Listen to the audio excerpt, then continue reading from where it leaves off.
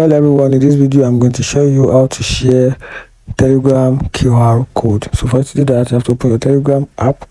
Then once you open it, then you tap at the gear button. Once you open the gear button page, then tap at this profile, my profile. Then you can tap at this icon right in front of your username. Once you do that, you can tap on share QR code, or also you can also customize the look of your QR code. You can change the look, make it look nice, or change the color, the brightness, and give it a new look. After that, then you can tap at share QR code. Then you can share on Messenger, Instagram, Snapchat, Pinterest, and other platforms. You can even save the QR code to your image, or you can also save it to your camera roll.